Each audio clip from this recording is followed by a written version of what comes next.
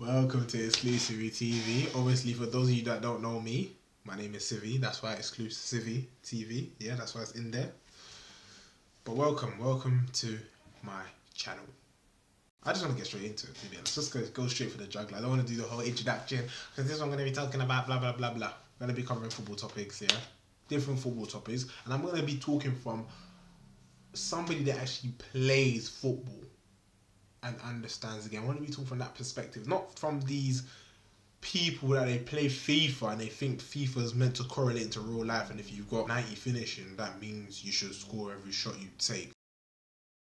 I don't watch football like that. It's not unrealistic. I'm going to be fair to the players, assessing fairly and giving my opinion. It's not a fact, it's an opinion, but it's my opinion, so it is what it is, isn't it? You know, if you don't agree, that's fine. If you agree, fantastic. But either way, it's good. Great skill. Oh, what a goal! Sorry guys, I'm a bit new to this, but I know I got to do the whole thing where I tell you to like and subscribe and all of that. But I'm going to do it my own way. So what I'm going to tell you to do is I want you to take a touch of that like button. Then I want you to turn out and subscribe.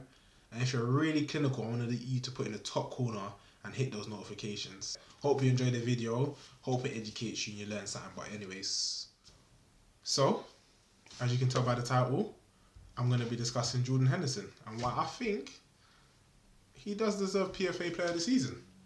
Now, I want to be like brutally honest because I don't want to like play pretend and be like, yeah, Jordan Henderson is this great player. When he was at Sunderland, I used to think this guy was dead. I used to think, what is he doing? How is he pro? Who does he know? Is the manager his dad or his uncle? Or just, you know, like all them, you know, he's been at the academy since he was 2 and of course he's going to make, like, I just used to dislike the guy. I can't even lie. I have to be honest. I'll be lying if I say that I've been rating him from day and I knew he's... Right, I used to think this guy is dead. Like, how is he pro? Not even not good. Dead. Basic baller. Standard. But, obviously, as time has gone by and my football IQ has grown, now I understand his qualities. Now I see them. And the problem with Henderson, I feel sorry for him in a way, because his qualities, you can't just see them straight away. You can't just watch him and be like, yeah, I can see what makes you good. He's a kind of player that he takes a bit of time. You have to watch him. You have to study him. And of course, the results are a big factor in terms of his qualities as well. But I think that's kind of typical with midfielders. It's always a bit different judging midfielders. When you have strikers, it's easy, you know. Striker scores a hat-trick a game. He's a superstar. Wingers getting his goals and assists, like statistically it's easy. And it kind of like the same way it goes down the pitch, it goes down in terms of judging players. So midfielders is a bit harder because they're more judged on consistency, you know, passing accuracy, 99% pass accuracy quality. Anything lower than that, you know, they're judged harshly. And then if you're scoring goals in there, it's like it's a nice bonus kind of thing. And then defenders for me is just the worst because defenders have to play solid throughout the whole season. Like if you think about Van Dijk now, why do you rate him? It's not because one game he tackled Messi or something. It's because every game consistently throughout the whole season. Can you imagine that? A striker can score 30 goals in the first half of the season, not score in the second half of the season, and still be applauded and regarded as one of the best players. Defender, every game. It's tough out there. But anyways, I'm not here to talk about Van Dijk and defenders. Jordan Henderson. Jordan Henderson. Yeah, Jordan. So as I said, I first came across this guy at Sunderland. As I said, honestly, I thought... not the guy, but that's not what I'm here to do. I'm here to highlight his positives and why I think he genuinely does deserve PFA. Now, in order for me to explain to you why I think he deserves PFA, I have to break down his qualities and his attributes. To be honest, he's not the most technically gifted player. In my opinion at least anyways, he's not the most technically gifted. You don't think of Henderson and think, oh yeah, those pings, those, you know, those passes. You don't think of him and see that. And skill-wise, I wouldn't say he's the most gifted either. You don't see him think, oh, that close control he done, the way he manipulates the ball. You don't look at him and think that. So then, if he's not doing Kevin De Bruyne kind of passes and finishes, and he can't control the ball like Iniesta, why is he even in the running? That why? How is he relevant? He just clearly isn't a baller. Like, I think even in FIFA, you look at him, his stat, there's no chance it's beyond 90. Like, no chance. It's probably like a good 85, 86, 87. Yeah? On a good day as well. So what separates him? Now Henderson's problem, and why many people may disagree with me and disagree with this video is because his qualities, you can't see them. They're intangible qualities. But somebody that's played the game of football, I haven't played on a professional level, but somebody that's played the game and understands players and what they bring to the table, I understand what he brings to the table. He's that unselfish player. He's that player that when you play with, you know, when you're an attacker and you bomb on, he's the guy that shouts behind you, I'll cover. And everybody needs that guy. Everybody needs that player that's going to shout, I'll cover. Because you see when he shouts that gives you the reassurance that you can run forward. Because you know if you just run forward without securing behind you, manager's going to grill you at half time and you potentially get subbed and so and so. But he's that kind of player. He's willing to take it on his back like, don't worry, I'll cover. When you're tired, he's ready to do your running. He'll step in. But most importantly, when you're not up for it, when you're looking down at the ground thinking, oh, today's not the day, he's the kind of player, he's going to lift you up. He's the kind of player, he's going to tell you, listen, pick your head up and start running, yeah? This is not good enough. He maintains the standard. He's almost like he's a general on the pitch. And everyone's like, yeah, but, you know, there's other players that are a lot better than that. But sometimes you need that player. You don't need 10 of them, but you need at least one. You need at least one, because when you have one of those, that player will drive the team, because he's there whilst you've got other players like Salah and Mane and Firmino doing all the nice stuff. He's there focusing on the game, you know, ensuring all the cracks are filled, you know. He's that kind of player. You need that. You need that. If you don't have that kind of player, you see in other teams, I don't even want to throw teams under the bus, Man United. If you don't have that kind of player, you see the impact that it has on the game. There's just too many cracks, and then you're looking at where's the issue. You don't know where the issue is. Just take one. You need that general, you know. In a way, I see some of the qualities that I saw in Vieira, I see in Henderson. And don't take that wrong, because I know people like Vieira, Henderson, never. But the leadership qualities, at least, definitely I see them. Now, one thing I hear a lot about Henderson is, he's an average player, only plays 7 out of 10. But you need that player. You need a player that you know in 10 games, every game he's going to play 7 out of 10, as opposed to that one player that he has a 10 out of 10 performance in him, but the other games you're not sure what you're going to get. Consistency is key, and this is like for people that are pursuing football or whatever. Consistency is key. You have to be consistent at what you do. If you're consistent 7 out of 10, that's brilliant, because guess what? You raise your standards, so your 7 out of 10 is a good standard, you're going to get picked every time. If you're that player, you have a 10 out of 10 in you, but you're not consistent, it might get you by for the first 3 games where the manager's hoping you're going to turn up again. But after a while, 5 games, you still haven't scored, 6, 7. By then, the manager loses faith in you. When the manager's picking his selection, he needs to see, who can I rely on? Who do I know what kind of performance I'm going to get? That's what the manager's picking. He's thinking, all right, him, he scores goals.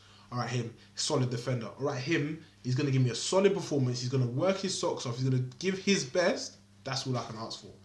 Too many players, they're like on and off, and you every time they get the ball, you're hoping they're going to see some magic, and you get games, you don't see nothing, until you get bored. Then they turn up when they're playing Norwich, and you're just there like, it's nice, but I would rather have somebody that's just consistent.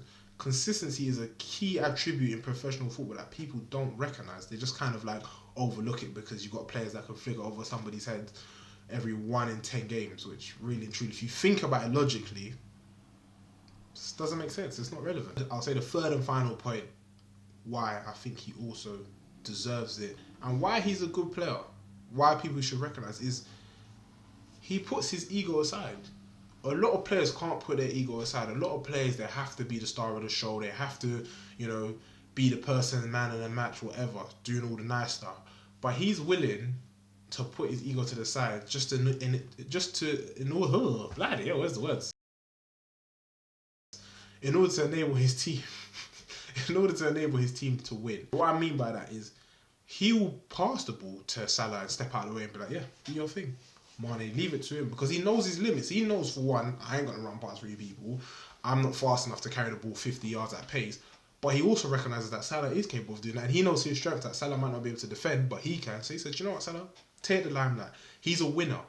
That's the definition of a winner. People think winners are like, oh, that person has to be the person that wins the game, does all the magic. And to an extent, that's a winner. But he's a winner in the sense that he does whatever it takes to win. And I'm sure people have heard that saying before, do whatever it takes to win. What if what it took to win is for you to step to the side in order to help your team win?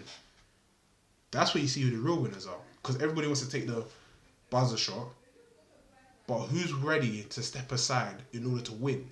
who recognises that they need to step aside in order to win. And that's why I respect Henderson, because he recognises sometimes I don't need to be front and centre. I don't need to be the guy that's scoring a goal. And obviously, naturally, Henderson being Liverpool captain, he's going to be compared to Gerrard. And Gerrard was that guy in times of danger, you know, when the game was in that stage where it needed to be broken, the deadlock needed to be broken, he would step in with a 40-yarder and, you know, the rest is history. And yes, that's nice.